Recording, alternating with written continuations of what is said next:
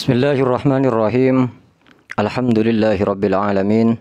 Wassalatu wassalamu ala asyrafil anbiya'i wal mursalin sayyidina wa maulana Muhammadin wa ala alihi wa sahbihi ajma'in. Rabbi syrah li sadri wa yassir li amri wa hlul 'uqdatam min lisani yafqahu qawli. Dasturakum ya ahlad darak wa ya ahlal batin wa ya ahlan nawbah wa ya ahlan nur. Alhamdulillah kita bisa melanjutkan kajian kitab Taqriratus Sadidah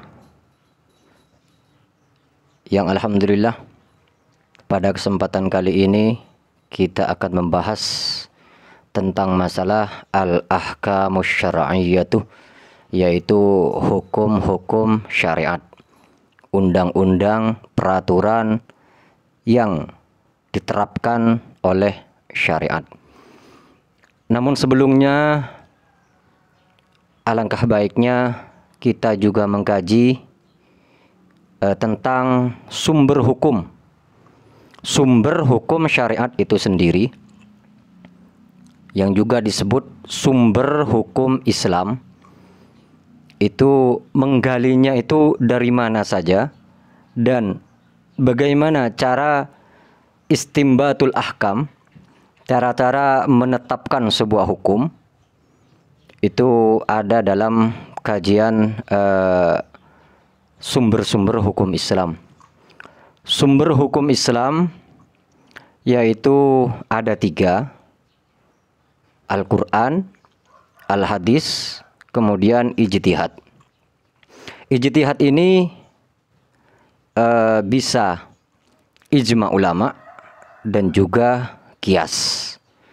Jadi sumber hukum Islam artinya sesuatu yang menjadi pangkal, pusat pengambilan nilai dalam sebuah hukum untuk menjalani kehidupan di dunia ini bagi orang yang muslim.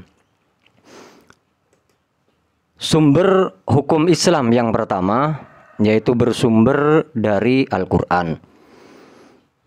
Al-Quran itu sendiri adalah merupakan masdar dari kata qira'ah, yaqra'u Qur'anan, atau qira'ah yaqra'u qira'atan wa Qur'anan. Artinya membaca, sebagaimana firman Allah dalam surat Al-Qiyamah ayat 17 sampai 18, inna alaina jam'ahu wa qur'anah fa idza qara'nahu fattabi' qur'anah. Sesungguhnya atas tanggungan kamilah mengumpulkan, yakni di dadamu wahai Nabi Muhammad, dan membuatmu pandai untuk membacanya. Apabila kami telah menyelesaikan membacanya, maka ikutilah bacaan tersebut. Ini asalnya lafadz Quran, yaitu dari bentuk masdar fi'il madhi qara'ah, yaqra'u qira'atan wa Qur'anan. Sedangkan menurut istilah, Al-Quran itu kalamullah al-munazzalu ala sayyidina Muhammadin sallallahu alaihi wasallam bil lafdil arabi biwasitati Jibril alaihi salam al-manqulu ilaina bitawaturi al-maktubu fil masaifi al-muta'abbadu bitilawati al-mabdu'u bil fatihah wal makhtumu bisuratin nas.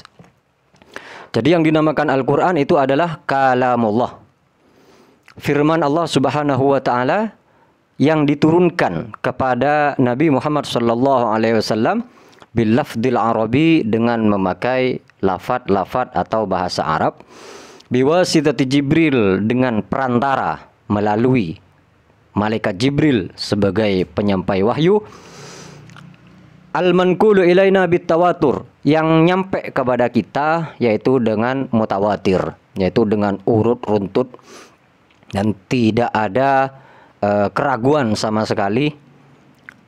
Al-maktubi fil masaifi, yang tertuang dalam mushaf Al-Quran yang sekarang kita kenal, yaitu mushaf Utsmani, yang mana Al-Quran itu al-muta'abbadu bitilawatih, kita sudah dianggap beribadah, yakni mendapatkan pahala hanya dengan membacanya, walaupun tidak mengerti maksudnya dan bahkan tidak mengamalkan isinya. Dengan hanya membaca saja kita sudah mendapatkan pahala. Al-mabdu'u bil Fatihah, Al-Quran diawali dengan Fatihah. Wal mahtumu bi suratin Nas, dan diakhiri dengan surat An-Nas.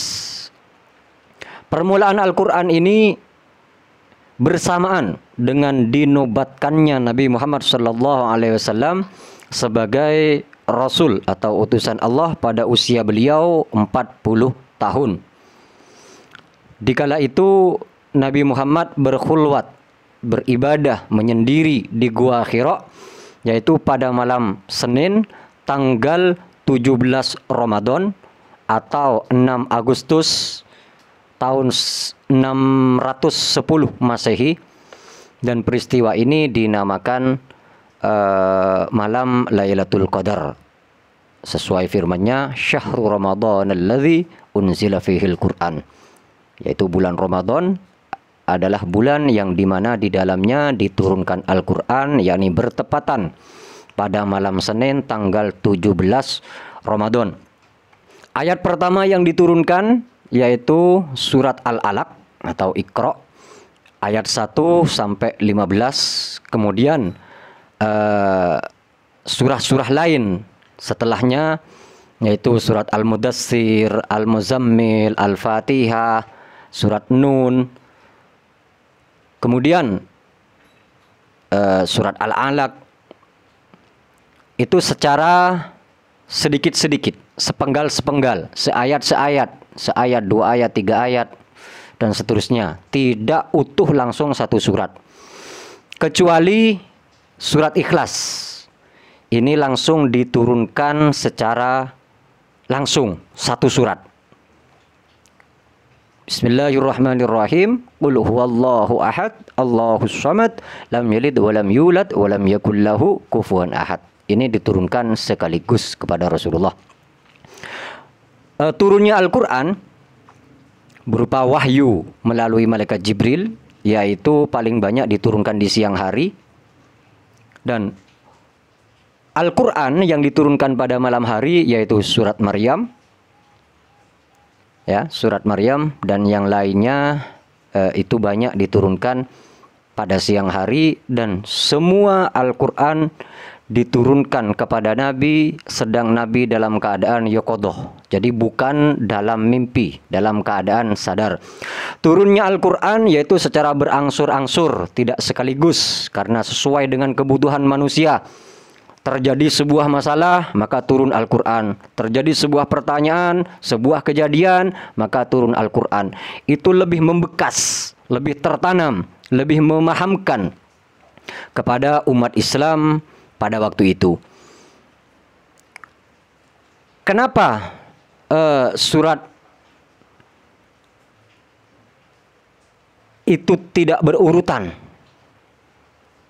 Tadi kan surat Al-Alaq yang pertama. Kenapa kok tidak ditaruh di depan surat Al-Alaq, kok surat Fatihah dulu? Itu ada apa? Nah, ini untuk mencocokkan yang ada pada Lauhul Mahfud setelah dilihat oleh malaikat Jibril, maka tampak pada Lauhul Mahfud, yaitu diawali dengan surat Al-Fatihah, ya, diawali surat Al-Fatihah dan diakhiri dengan surat An-Nas. Jadi bukan Al-Alaq dulu yang tertulis, tapi kenapa Al-Alaq diturunkan terlebih dahulu? Ya, ini memberikan pelajaran kepada kita bahwasanya Iqra, pertama kali kita itu harus Iqra, membaca dan mengetahui asal usul kita. Kita diciptakan dari apa, untuk apa kita diciptakan, dan kemana kita setelah kehidupan ini. Semuanya tertuang dalam surat Al-Alaq. Dan ayat yang terakhir yaitu surat Al-Maidah ayat 3. Al-yawma akmaltu lakum dinakum wa atmamtu alaikum ni'mati wa raditu lakumul Islam dinan. Itu menurut kebanyakan ulama diturunkan surat Al-Maidah ayat 3. Cuma dalam keterangan yang lain, Rasulullah sallallahu alaihi wasallam ba'da nuzul hadhil ayah, yakni Al-Maidah ayat 3 tadi, ahadan wa samanina yauman, yaitu Nabi masih setelah turunnya ayat itu usia beliau, umur beliau itu masih 81 hari, ya. Kemudian turun ayat lagi, yastaftunaka qulillah yuftikum fil kalalah asya ba'daha khamsina yauman. Jadi setelah diturunkan ayat ini, maka Nabi itu masih hidup 50 hari. Walamma nuzila laqad ja'akum rasulun min anfusikum ila akhir suratil Taubah, yaitu asya ba'daha khamsatan wa salasina yauman. Nabi masih ada sisa umur yaitu 35 hari. Kemudian walamma nuzila wattaqu yawman turja'una fihi ila Allah asa ba'daha ahada wa ishrina yauman. Beliau masih hidup yaitu 21 hari.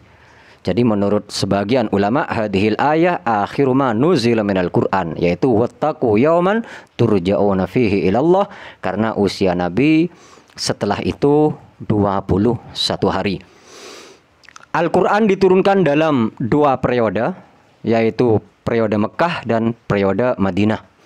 Periode pertama waktu Nabi berada di Mekah sebelum hijrah, yaitu ayat yang diturunkan dinamakan ayat Makkiyah. Ya, berlangsung selama 12 tahun 13 hari. Yang jumlahnya 19 juz, ya, 19 juz dari 30 juz isi Al-Qur'an, yang terdiri dari 86 surat yang diturunkan di Mekah.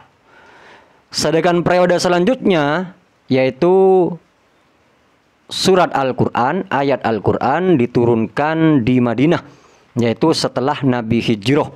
Dan ayat atau surat yang diturunkan waktu Nabi setelah hijrah, yakni di Madinah, dinamakan surat Madaniyah, yang jumlahnya meliputi 11 juz, ya, 11 juz dari 30 juz Al-Quran, yaitu diturunkan di Madinah, dan surat yang diturunkan berjumlah 28 surat, ya, 28 surat yang diturunkan di Madinah dan disebut surat Madaniyah, yakni surat yang diturunkan setelah Nabi Muhammad SAW hijrah ke Madinah.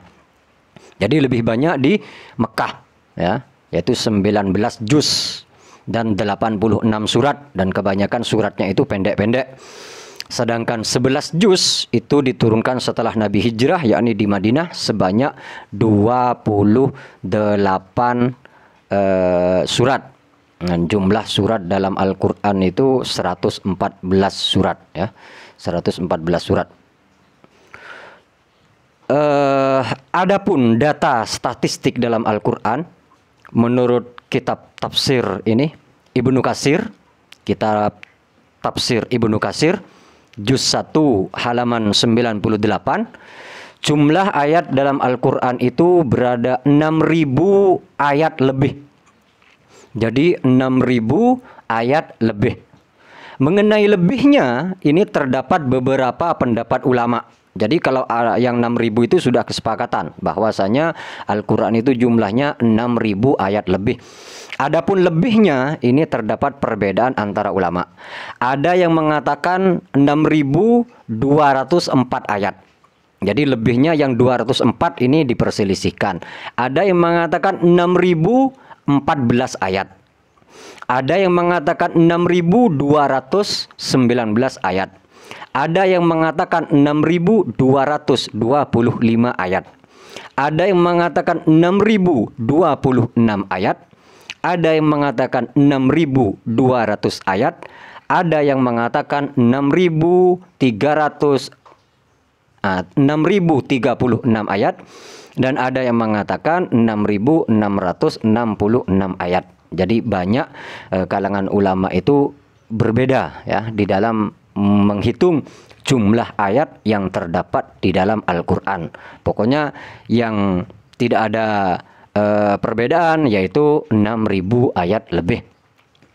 Demikian diriwayatkan atau diceritakan oleh Abu Umar Al-Adani dalam kitab Bayan.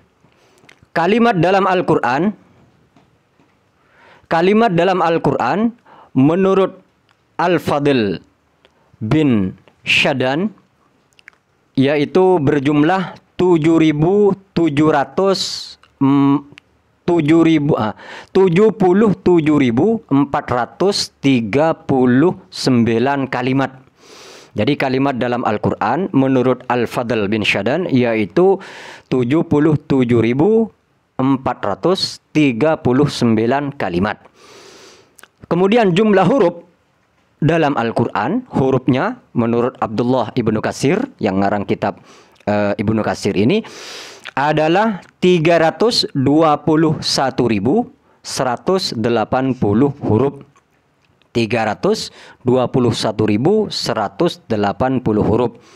Sedangkan menurut Al-Fadl tadi diriwayatkan dari Atha bin Yasar adalah 323.015 huruf yang terdapat dalam Al-Quran. Sedangkan menurut Abu Hamid Al-Hamami, jumlah huruf dalam Al-Quran adalah 340.740 huruf. Ini perbedaan ulama tentang masalah jumlah ayat, jumlah kalimat, jumlah huruf di dalam Al-Quran. Kedudukan Al-Quran, ini Al-Quran diriwayatkan dengan mutawatir, yakni bernilai qat'i, ya. Tidak boleh tidak ada yang diragukan lagi tentang kebenarannya, yaitu nilai mutlak kebenarannya sebagaimana difirmankan oleh Allah surat Al-Baqarah ayat 147, Al-haqqu mir rabbika fala takunanna minal mumtarin. Kebenaran itu datangnya dari Tuhanmu, yakni Allah, sebab itu jangan sekali-kali kamu termasuk sebagian daripada orang-orang yang ragu. Bahkan Allah menentang bagi orang-orang yang ragu tentang kebenaran Al-Quran. Wa in kuntum fi raibim mimma nazzalna ala abdina fa'tu bi suratin min mithlih wad'u syuhada'akum min dunillah in kuntum shadiqin. Kalau kalian masih meragukan tentang kebenaran Al-Quran, bahwa itu Allah yang menurunkan kepada Nabi Muhammad SAW, fa'tu bi suratin min mithlih, maka buatlah satu surat saja yang sama dengan Al-Quran. Dari segi kalimatnya, dari segi syiakul kalamnya, dari segi mantiknya, dari segi balagohnya, dari segi segalanya, kosakatanya, ya, bahasanya, itu buat seumpama Al-Quran. Dan Al-Quran itu yang paling pendek itu cuma 3 ayat, yakni surat Al-Kautsar. Inna a'tayna kal kautsar fasalli li rabbika wanhar inna syani'aka huwal abtar. Buat seperti itu kalau kalian memang masih meragukan tentang kebenaran Al-Quran. Bahkan aja lawi jitama'atil insu wal jinnu ala ayyatu bimisli hadzal Qur'an la ya'tuna bimithlihi walau kana ba'duhum li ba'din dhahira. Tidak akan bisa membuat satu surat yang sama seperti Al-Quran, dari bagusnya, dari indahnya, kosakatanya, bahasanya, balagohnya yang sama dengan Al-Quran. Tidak akan mampu. Seandainya jin dan manusia itu berkumpul semuanya untuk membuat satu surat saja dalam Al-Quran, mereka tidak akan mampu. Wad'u syuhada'akum min dunillah, suruh ajak semua sudah, jin dan manusia yang ahli fasahah, ahli balagoh, ahli segalanya, itu suruh ajak semuanya untuk membuat satu surat, satu baris, ya, seperti Al-Quran. Mereka tidak akan mampu. Kapan Al-Quran ini mulai dikumpulkan? Sejak zaman Nabi itu tidak dikumpulkan. Jadi masih tertulis di kulit unta, kulit sapi, kemudian pelepah kurma, batu, dan semacamnya. Tidak terkumpul sebagai mushaf seperti yang sekarang. Itu mulai dimodifikasi, yaitu mulai dikondisikan, mulai dikumpulkan, yaitu mulai sejak zaman Khalifah Sayyidina Abu Bakar As-Siddiq. Ya, mulai dikumpulkan karena pada waktu itu banyak penghafal Al-Quran yaitu wafat, meninggal, gugur di dalam peperangan menghadapi Musailamah Al-Kadzab yang mengaku sebagai nabi.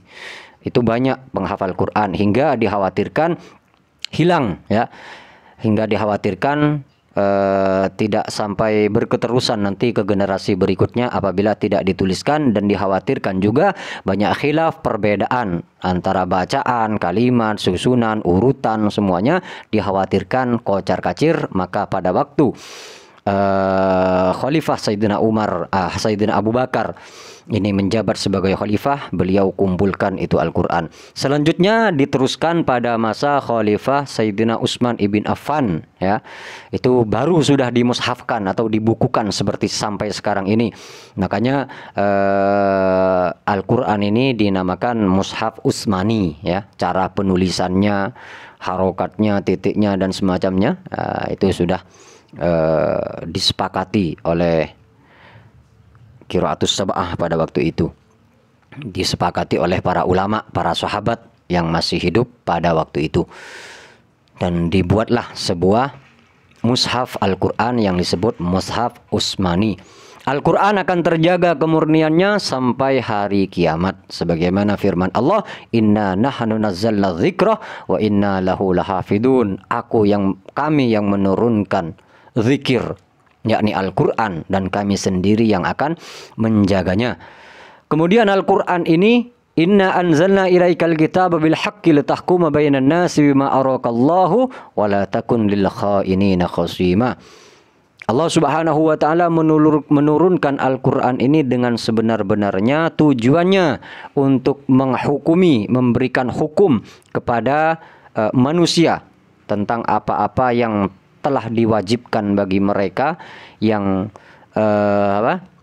harus dilakukan bagi mereka. Itu semuanya ada dan tertera di dalam Al-Quran.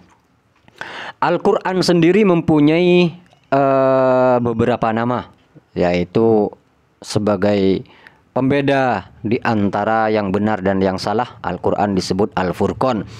Al-Quran sebagai petunjuk disebut Al-Huda. Al-Quran sebagai obat disebut Asy-Syifa. Al-Quran dibukukan dinamakan Alkitab, dan Al-Quran sebagai penerang atau disebut An-Nur, dan masih banyak yang lainnya nama-nama daripada Al-Quran. Adapun secara umum, pokok-pokok isi Al-Quran ini berisi tentang akidah, ya, menjelaskan tentang akidah yang tersebutkan di dalam rukun iman.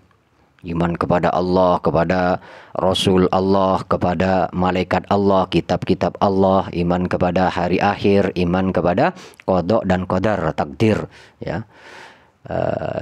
Itu isi pokok daripada Al-Quran. Yang pertama menjelaskan tentang masalah akidah yang tersebutkan atau tertuang dalam rukun iman. Kemudian isi Al-Quran yang kedua tentang masalah ibadah.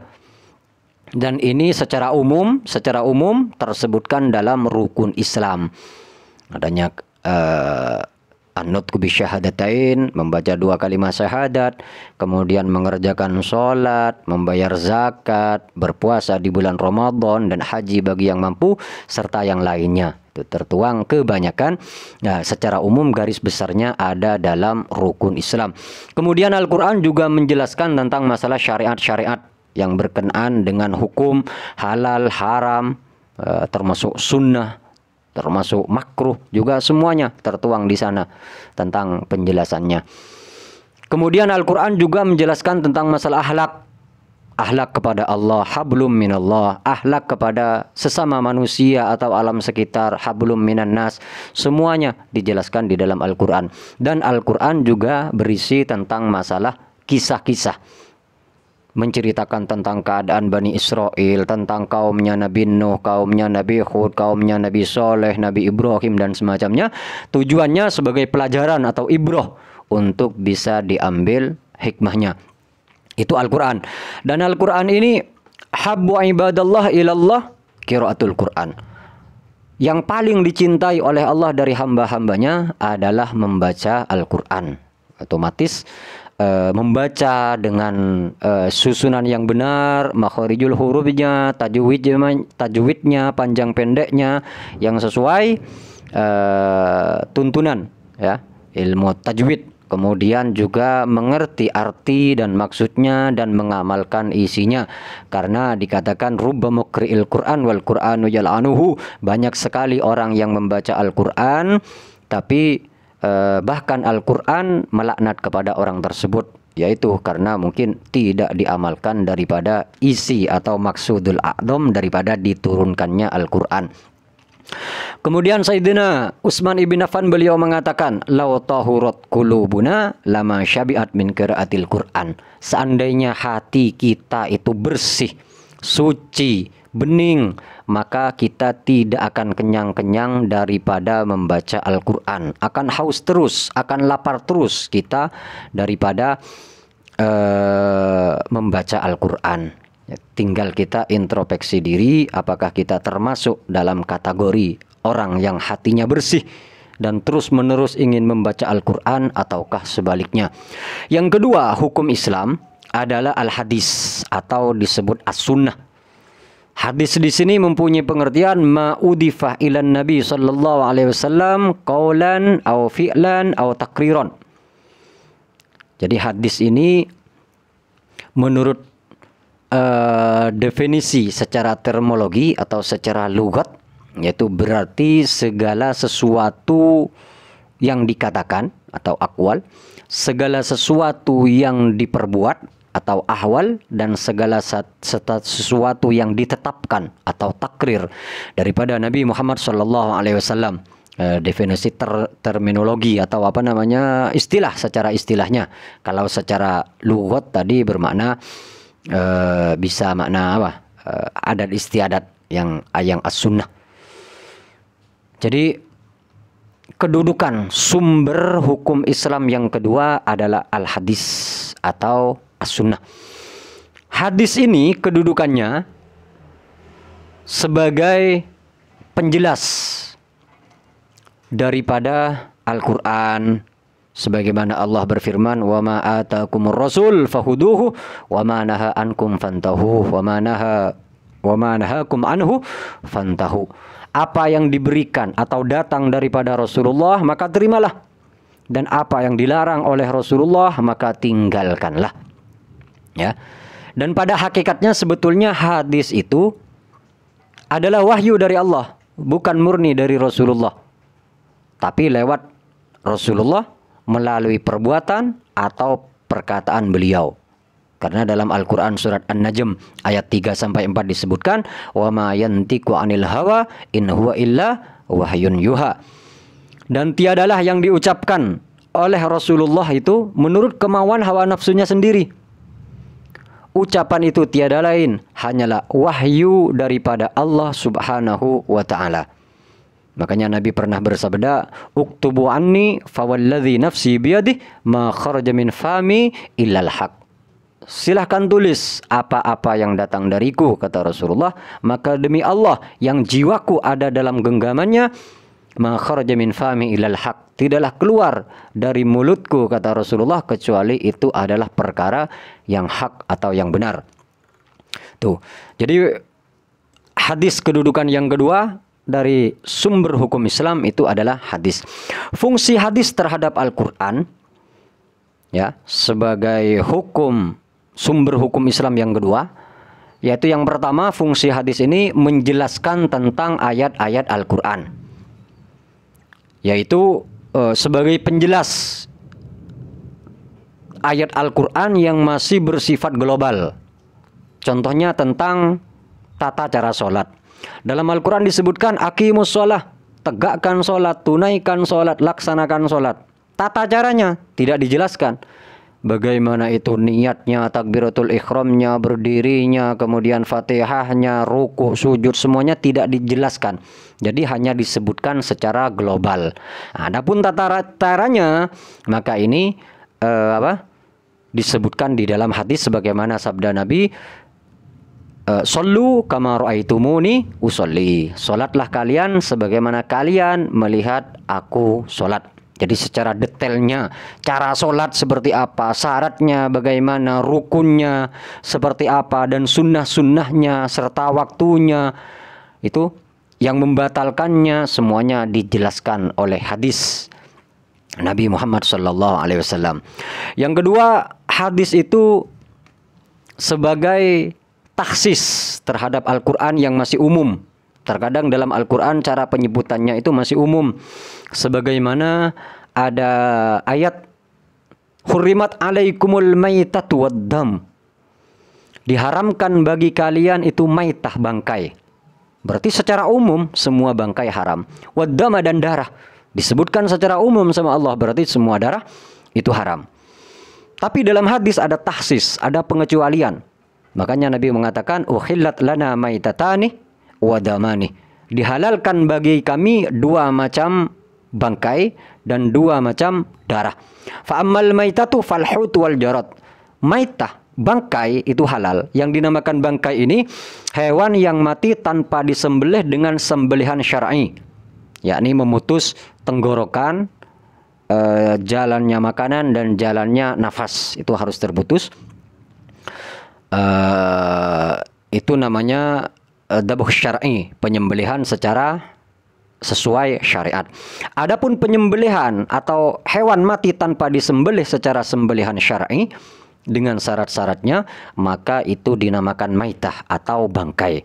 Nah, dalam Al-Quran disebutkan hurrimat alaikumul maitah, diharamkan bagi kalian maitah, bangkai. Dan ini dikecualikan, ditahsis oleh Nabi bahwasanya semua bangkai itu haram kecuali dua macam bangkai. Al-hutuh yang pertama, bangkainya ikan, ikan laut ataupun ikan air tawar ataupun ikan air asin, yaitu semua hewan yang hidup di air, ya, tidak hidup di dua darat. Hewan yang hidup di air kemudian mati di atas, ada ikan lele, ada mujair, ada gurami misalkan, atau udang, atau apa, ikan paus misalkan, itu ya hut, ya, hewan laut yang mati tanpa disembelih, maka itu hukumnya halal. Wal jarad juga belalang. Nah, belalang itu halal dimakan, tidak usah disembelih belalang, ya, sembelih kotong nanti. Wa amad damani, tadi kan Allah mengharamkan bangkai kecuali dua kata Rasulullah, yakni ikan dan belalang. Sekarang diharamkan juga bagi kalian macamnya darah. Maka kata Nabi, wa amad damani, ada dua macam darah yang halal, fal kabid wa tuhal, yaitu hati dan limpah. Nah, jadi ini namanya min dzikril kul wa iradatil ba'di. Allah menyebutkan secara keseluruhan, tapi yang dimaksud itu adalah sebagian, ya. Terkadang Allah juga menyebut sebagian, tapi yang dimaksud itu adalah keseluruhan. Termasuk seterusnya ayat itu walah mal hinzir. Jadi diharamkan bagi kalian dagingnya babi, ya. Yang disebut hanya daging. Apakah lantas matanya itu boleh? Sumsumnya itu boleh, lidahnya itu boleh, kulitnya itu boleh? Tidak. Itu namanya min dzikril ba'di wa iradatil kul. Menyebut sebagian, tapi yang dimaksud adalah keseluruhan. Itu diantaranya hadis fungsinya sebagai pentahsis, ya, pengkhususkan daripada Al-Quran. Kemudian yang kedua, hadis itu fungsinya sebagai pemerkuat daripada hukum-hukum yang telah ditetapkan Allah, ya, mengkuatkan. Sebagaimana Allah berfirman, faman syahida minkumus syahra falyasum. Jadi diperkuat dengan hadis sumu li ru'yatihi wa aftiru li ru'yatihi.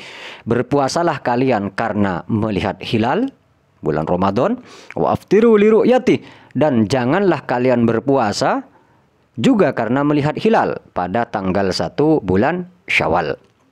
Tuh. Kemudian fungsi hadis yang lainnya menerangkan maksud, tujuan daripada sebuah ayat. Sebagaimana firman Allah, wa anzalna ilaika dzikra litubayyina linnas ma nuzzila ilaihim wa la'allahum yatafakkarun. Jadi tujuannya itu untuk memberikan penjelasan kepada tentang apa yang ada dalam Al-Quran, diperjelas dengan adanya hadis. Kemudian menetapkan hukum, hadis itu sebagai sebuah hukum juga atau aturan yang tidak terdapat dalam Al-Quran. Seperti hukum zakat fitrah, itu hukum akikoh, misalkan hukum siwak. Nah, nanti hukumnya itu ada yang wajib, ada yang sunnah, dan semacamnya. Sekarang macam-macamnya hadis.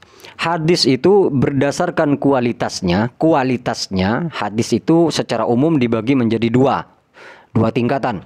Ada hadis mutawatir, ya.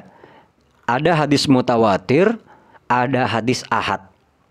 Hadis mutawatir ini yaitu hadis yang diriwayatkan oleh banyak sahabat secara berjamaah dan terpercaya dan tidak memungkinkan bagi mereka untuk sepakat berdusta. Sebagaimana sabda Nabi, la yajtami'u ummati ala dhalalah. Tidak mungkin umatku itu ijtima, berkumpul, bersepakat terhadap sebuah kesesatan. Jadi hadis ini mutawatir, diriwayatkan oleh para sahabat secara banyak sudah. Hadis mutawatir itu sendiri ada 3 macam. Ada mutawatir lafdi. Yang dinamakan mutawatir lafdi, ma tawatara lafduhu ma rawahu bilafdihi jam'un an jam'in. Aw ma ittafaqat alfadur ruwati fihi walau hukman. Wa fi ma'nahu alla yahtalla hadzal jam'u fi ayyi tabaqatin min tabaqatis sanad. Jadi yang dinamakan mutawatir, urut, runtut ya secara lafadz adalah ma tawatara lafduhu ma rawahu bilafdihi jam'un an jam'in, yaitu sesuatu hadis yang diriwayatkan dengan lafadz yang sama oleh banyak jemaah. Nah, bukan hanya 1-2 saja, tapi banyak, jam'un, lebih dari 3. Ya, lebih dari 3 diriwayatkan secara sama lafadznya. Atau ittafaqat alfadur ruwat, menurut rawinya sekarang yang sama, yang cocok lafadznya. Dan seterusnya. Hadis yang kedua mutawatir maknawi. Ada mutawatirnya itu maknawi, yaitu mattafaqat naqalatuhu ala maknahu min ghairi mutabaqatin fil lafdhi. Ittafaqat, ya, sama secara maknanya, pengertiannya, maksudnya, walaupun tidak sama secara lafadznya. Ada riwayat-riwayat yang lain, tapi ini diriwayatkan oleh banyak jamaah. Kemudian ada mutawatir amali. Yang dinamakan mutawatir amali ini ma'ulima minad din bid-darurah wa tawatur bainal muslimin anna nabiyya sallallahu alaihi wasallam fa'alahu aw amara bihi aw ghaira dalik. Ada mutawatir secara amali, perbuatan Nabi, ya. Yaitu ma'ulima minad din bid-darurah, yaitu sesuatu yang diketahui dari agama itu secara pasti sudah. Dan tawatur bainal muslimin, urut semua orang Islam mulai dari terdahulu sampai sekarang ini sudah mutawatir, semua mengetahui bahwasanya Nabi Shallallahu alaihi wasallam melakukan atau memerintahkan, ya. Kemudian ada hadis juga, hadis masyhur. Hadis yang diriwayatkan oleh 2 orang atau lebih tetapi tidak mencapai derajat mutawatir. Ada lagi hadis yang nomor 2, hadis ahad. Tadi ada hadis mutawatir dengan 3 macam tingkatan, 3 macam. Kemudian ada hadis ahad, yaitu hadis yang diriwayatkan oleh 2 orang, oleh seseorang atau 2 orang, 1 orang atau 2 orang, yang tidak juga mencapai tingkatan mutawatir. Adapun hadis ahad, kualitasnya dibagi menjadi 1 sahih, 2 hasan, 3 dhaif, 4 maudhu. Hadis sahih adalah al-hadisul ladzi salima lafduhu min rikanatin wa ma'nahu min mukhalafati ayatin aw hadisin mutawatirin aw ijma'in wa kana ruwatuhu adulan wa dubbatan.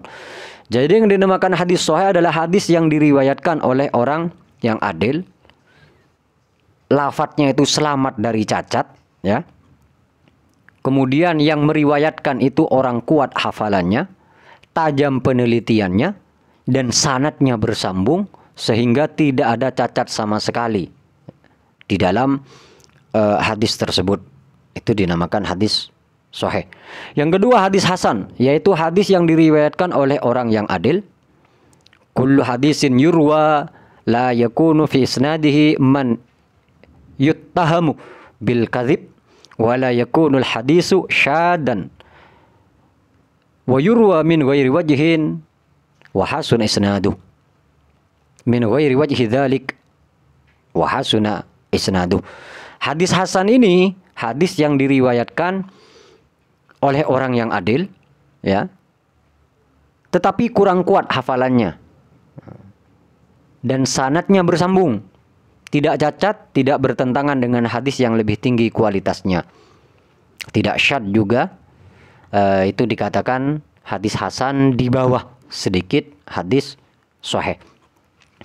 Ada hadis dhaif, yaitu hadis yang tidak memenuhi syarat-syarat yang dipenuhi oleh hadis sahih maupun hadis hasan. Ad-dhaif huwal hadisul ladzi lam yajma' sifatil hadis as-sahih wala sifatil hadis al-hasan. Jadi hadis dhaif adalah hadis yang tidak memenuhi syarat-syarat sifat-sifat hadis sahih pun juga hadis hasan, maka dinamakan hadis dhaif. Apakah boleh ngamal dengan hadis dhaif? Boleh apabila berurusan dengan fadailul a'mal, artinya amalan-amalan tambahan tentang fadilah-fadilahnya misalkan, yang bukan menjelaskan tentang masalah hukum halal haram. Ada hadis maudhu, yaitu hadis palsu, malam tujad fihi sifatul qabul wa huwa yashmilu alal hadisil marfu wal maktu wal mursal wal musalsal, yaitu hadis palsu yang dibuat oleh orang yang dikatakan sebagai hadis Nabi padahal bukan hadis, yaitu tidak memenuhi standar hadis hasan, tidak memenuhi standar hadis sahih, tidak memenuhi standar juga hadis dhaif, tidak diterima akhirnya maudhu. Maudhu ini ya hadis palsu, bisa kepada marfu atau maktu atau mursal atau musalsal, yang keterangannya ini lebih banyak dalam kitab mustalahul hadis. Adapun syarat-syarat perawi hadis ahad, diantaranya perawi harus berusia balik dan berakal, tidak boleh dari anak kecil atau orang gila, tidak waras. Kemudian yang kedua, perawi hadis harus sikot, terpercaya, siddiq, dapat dipercaya, jujur di dalam perkataannya, tidak pernah berbohong. Kemudian yang ketiga, perawi hadisnya harus muslim, harus dari orang Islam, walaupun balik, berakal, cerdas luar biasa, tapi dari non muslim itu tidak diterima hadisnya. Yang keempat, perawi hadis harus adil, yakni meletakkan sesuatu pada tempatnya, adil, bertakwa, berakhlak mulia, pakai kopiah, ya. Kemudian tidak makan di pasar, kemana-mana selalu pakai sandal atau sepatu, tidak cekeran, ya. Itu harus adil. Kemudian perawi hadis harus dhabit tam, yaitu ingatannya kuat, bil lafdhi, bukan hanya bil makna. Jadi bil lafdhi sesuai dengan yang didapat dari sebelumnya. Kemudian perawi hadis harus tidak menyalahi hadis ahli ilmi yang lebih tinggi kualitasnya. Dan yang terakhir, perawi hadis itu harus tidak fasik. Fasik ini irtikabul kabair, mengerjakan dosa besar, atau musirrun alas shaghair, selalu mengerjakan yang dosa kecil.